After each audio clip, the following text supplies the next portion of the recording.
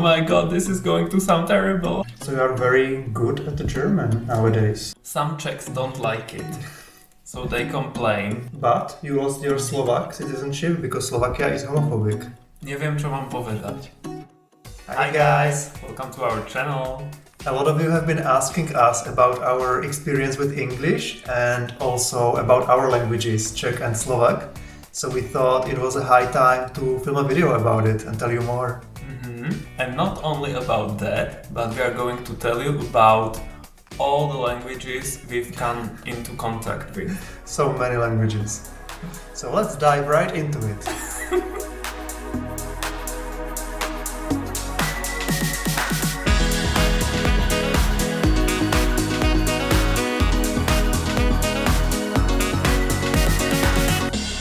I really don't like our beginnings. We should do something about this, but we never know what to say. We are not great openers. Yeah. We are not an opening act. So forgive us. So we already told you about why we film our videos in English and that it's been a struggle for us, especially at the beginning, right? Yeah, it was. And it still is.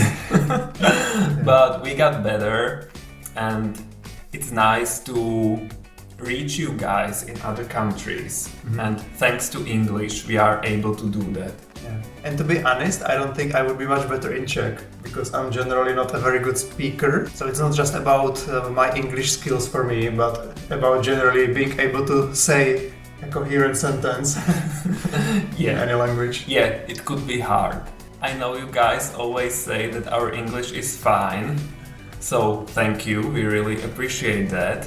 But it's still hard because we have to think about all the sentences we want to say. I'm like, let's go film.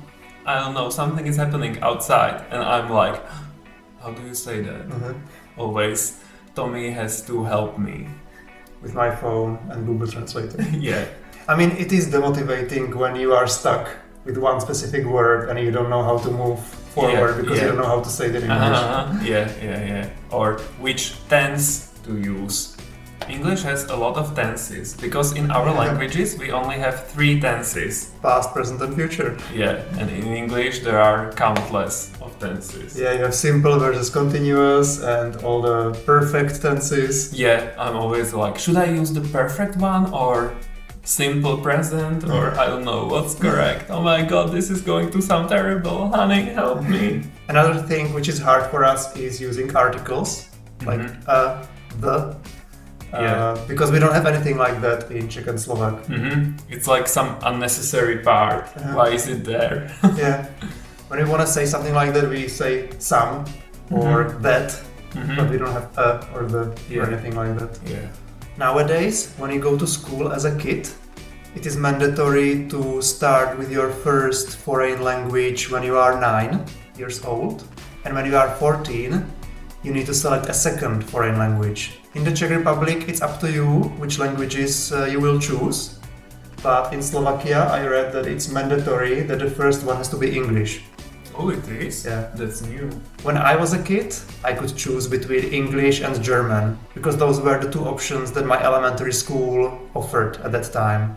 So I chose English. I didn't have any struggles with that. And when I moved to grammar school, I had to choose my second foreign language when I was 13, and we could choose between German and French.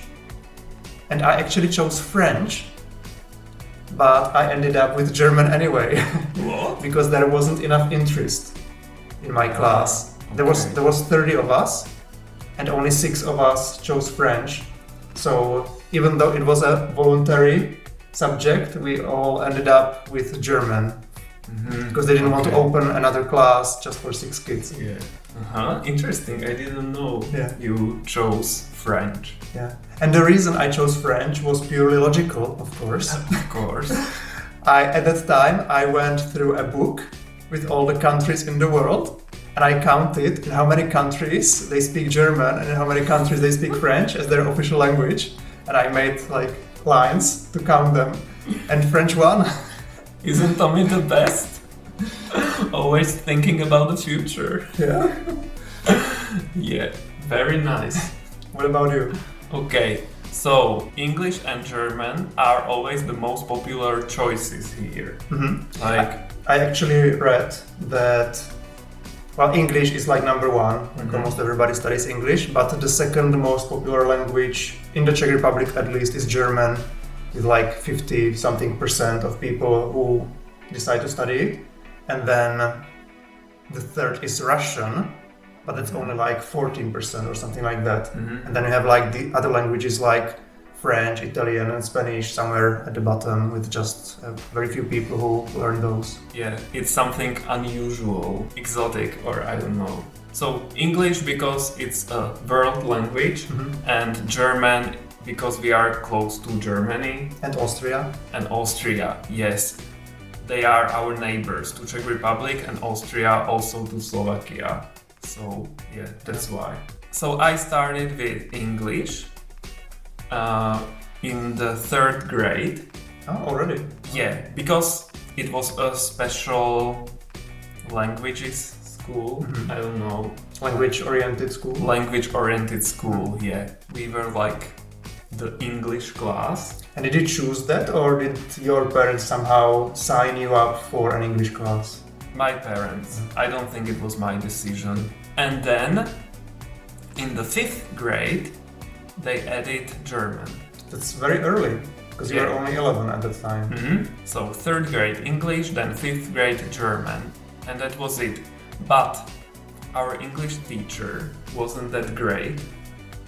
We didn't learn any vocabulary because she had this special method that we should memorize articles, English articles. And it was always like, memorize first 3 sentences. And the next lesson, she always tested us. And then we added more and more sentences until we memorized the whole article. And then there was a written exam where we wrote the memorized article. It sounds really stupid. Yeah, so weird. So we didn't learn much, sadly. In our countries, you typically spend 9 years at the elementary school. It's called elementary school, but I think it's something else than elementary school in the US, for example. So after these 9 years, you go to high school, usually. And you need to pass exams to get into your chosen high school. So I wanted to go again to a languages-oriented high school. So we did these exams, and that was very funny. I got into a German class this time, which was very weird for me because I was aiming for an English class. And I was like, what? German? How did that happen? So I was suddenly a German kid. So there wasn't so much emphasis on English in your case anymore. You probably had more lessons of German per week than English. We had 9 lessons of German per week and only 3 English lessons per week. So yeah, totally German everywhere. And at the end of high school, I also did these state exams in German. And I passed, so I have this state exam. It's like quite high level of German. So you are very good at the German nowadays. Well, I'm not.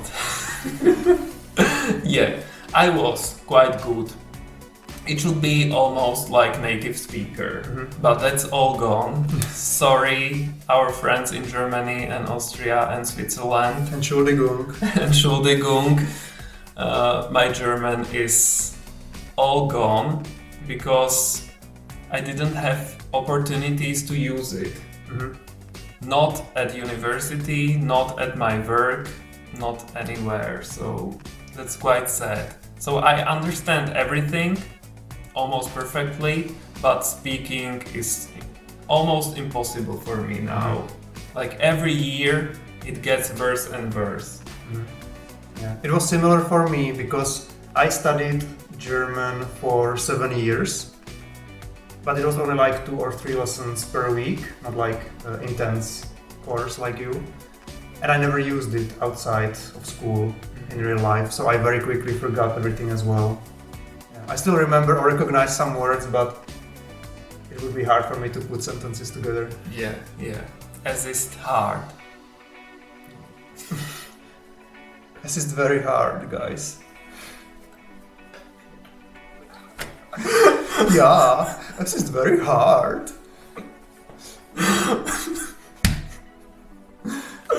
Was heißt du? Wie heißt du? Jak se jmenuješ? Wie heißt du? Ich heiße Peter. Wie heißt du? Ich heiße Peter. Nein? Nein. Okay, where were we? Wir sind in der Tschechischen Republik. Ja. Ich habe einen Bruder. Ich habe eine Schwester. Guys, okay, we need to tell you this. Tommy is half German I'm not. or something. There are chances that he will get a German citizenship. Tell us about it. But quick. I have German ancestors. It's because in this country a lot of Germans used to live here before World War II, but after Germany left they all were forced to leave. My family migrated to Czech nationality at some point generations ago, so we were allowed to stay. Yeah. And if I wanted, there are German laws that if you have German ancestors, and it doesn't matter how many generations ago, then you can apply for German citizenship. So that's very interesting. We will inform you about the progress in the coming years. It could be fun, but I don't need it for anything. Yeah, but it's fun to have different citizenships. I'll tell you about my journey. It's a different story for me with English, because I always enjoyed English, and as soon as we got internet at home, I started chatting to people online, and I intentionally started looking for people from other countries. I never was interested in talking to other Czechs.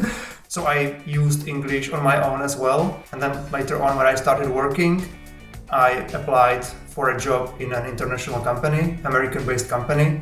And actually even my job interview was conducted in English, which was really cool, over the phone. So they never even met me. It was a funny coincidence. I was with my friend in Prague on vacation at that time, and he's Polish, so we talked in English. So, I spent a few days talking to someone in English. So when they called me in English, it was okay. The best timing. Yeah. It was a funny interview because it was purely about the language. It wasn't about any other skills. So they were asking me questions like what I think about smoking or what I think about global warming. So it was just to hear me speak English. General topics, not work related. Yeah. So you got in and you use English every day. Yeah, pretty much. I mean, I talk to people who are from other countries where they don't speak English, so I don't improve my English that much, but at least I can maintain it.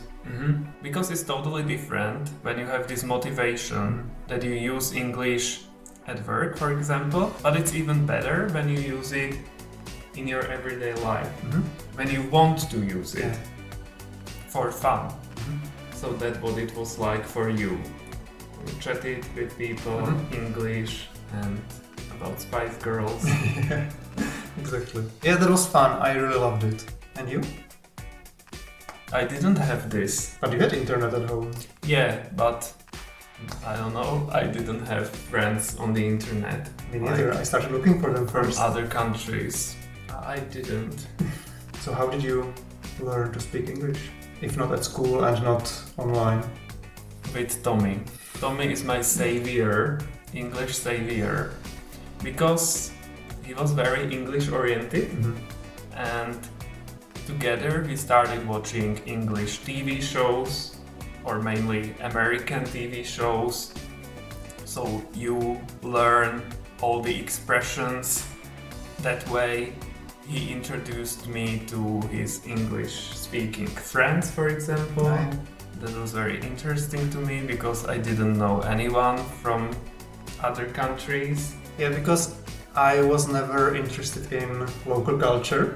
Because I just don't like I don't like Czech movies or TV shows or Czech music.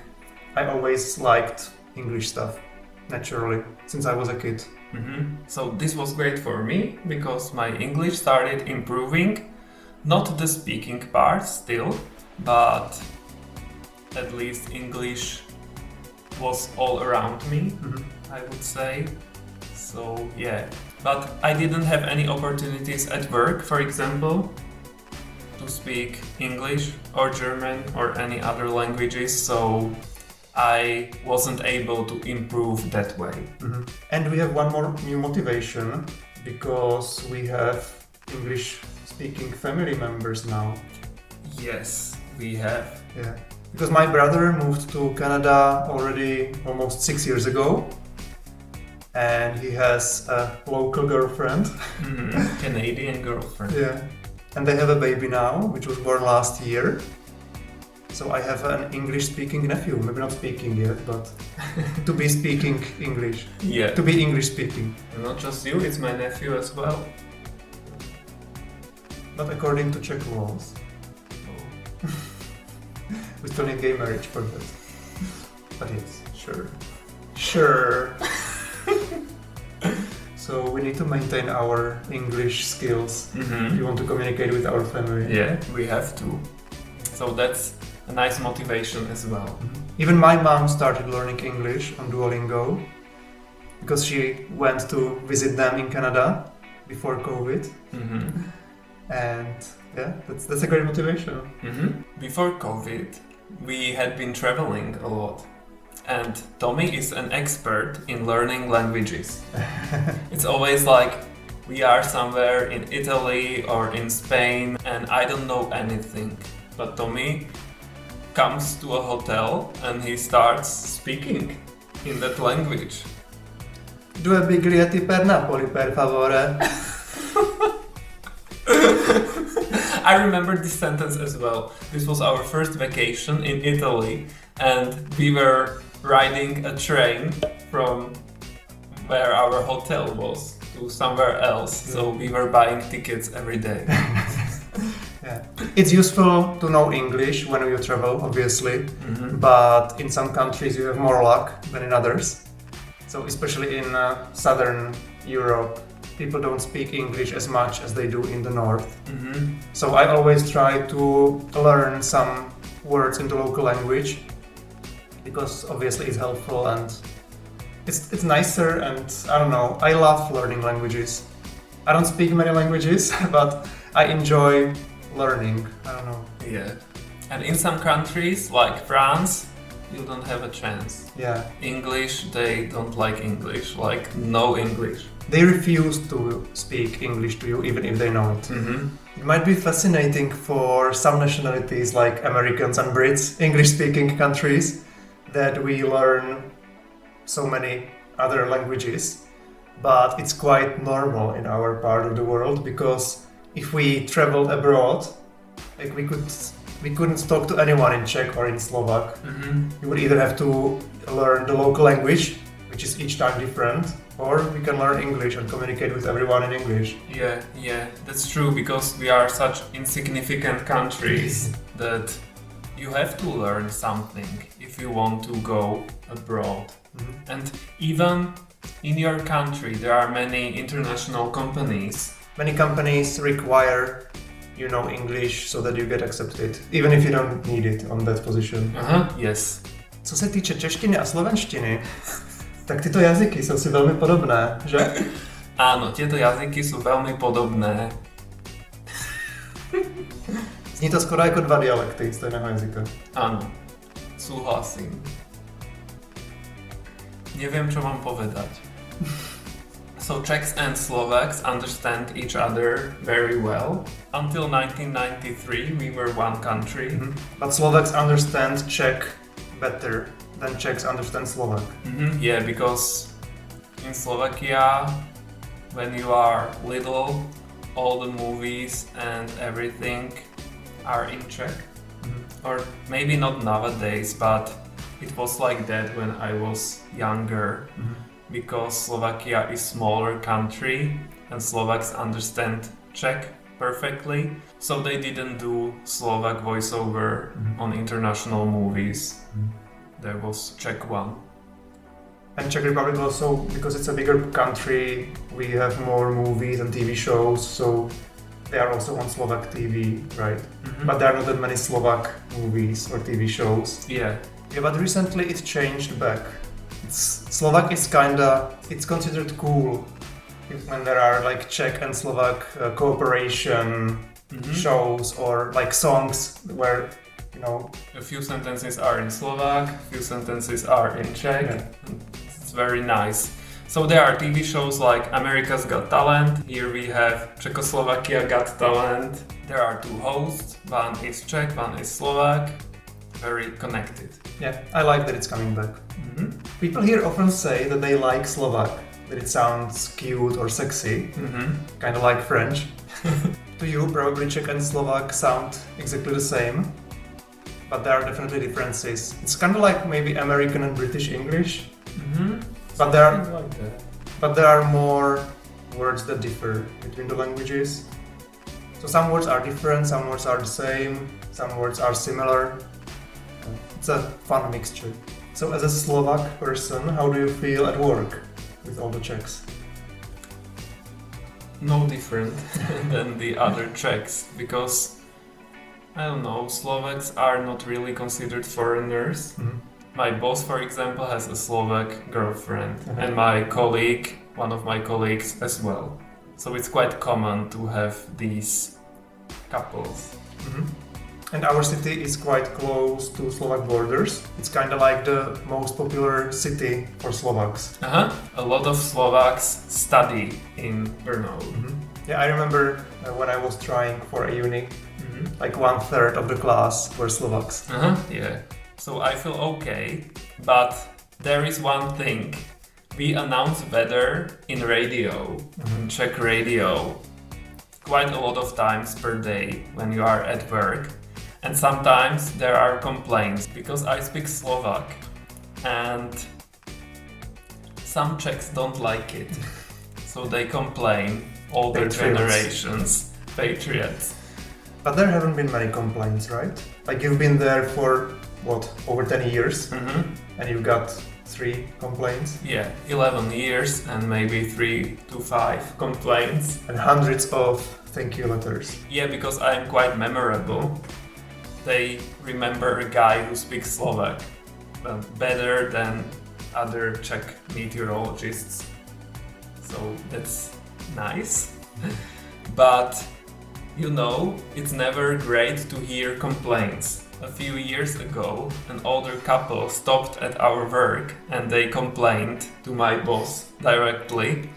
But, you know, he has a Slovak wife, so he said to them that sorry, that's quite sad, you don't understand, and especially since you're so old and you lived through the whole Czechoslovakia. Yeah, and of course they do understand, but just for principle they won't check, and I don't like this. It's not like I don't want to at any cost, but why do it just for them, just for their principles? Because majority of people enjoy my Slovak. There are more people who thank you for speaking Slovak on radio than the number of people who complain. So. Because a lot of Czechs have family in Slovakia and vice versa. So yeah, I write my weather forecasts in Czech. They are on the internet for everyone, and I write emails in Czech because that's more fun for me than speaking. So yeah, I know Czech and I have proof. And he's very good at Czech, and he is 1/4 Czech. Yes, that's the funny thing. I am 1/4 Czech because my grandfather is Czech. So that's very interesting. So you have the right to speak Slovak. Yeah. Yeah. So I came back into the Czech Republic. And you have an interesting story. Yes, I do. I'm not a Slovak anymore. So, a few years ago, I applied for Czech citizenship, which you can get after 10 years living in the Czech Republic. And I got it! Yeah, so I always wanted to hit this goal when I moved to Brno, because I knew we are going to stay together forever, right? Totally, from day one. Yeah, so I made all my permanent residencies and stuff like that official. So I applied, then I had to give them like 1 million of documents. But the difficult part was that I had to pass an exam in Czech. Czech language exam. Which is really silly for Slovaks Yeah, to have to do that. it is. It was quite stressful. I remember there were many people from different countries and they were all afraid of the written part.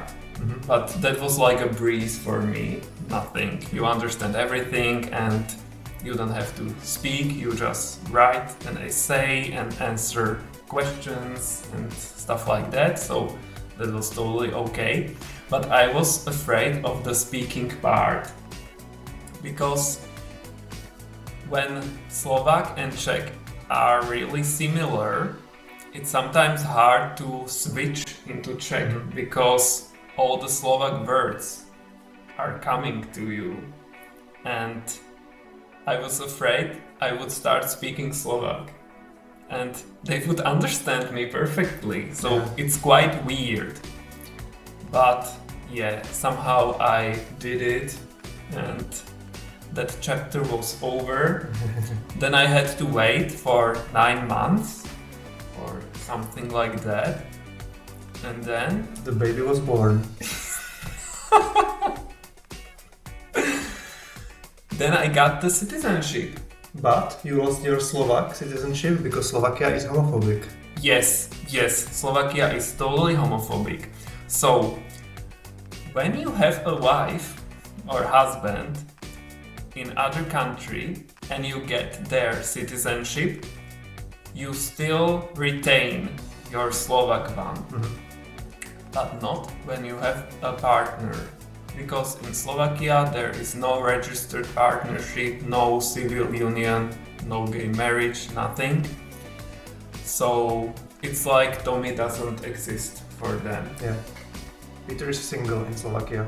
Yeah, I'm single, which is really sad. So I lost my Slovak citizenship. But you could ask for it back. Yeah, but I don't want it.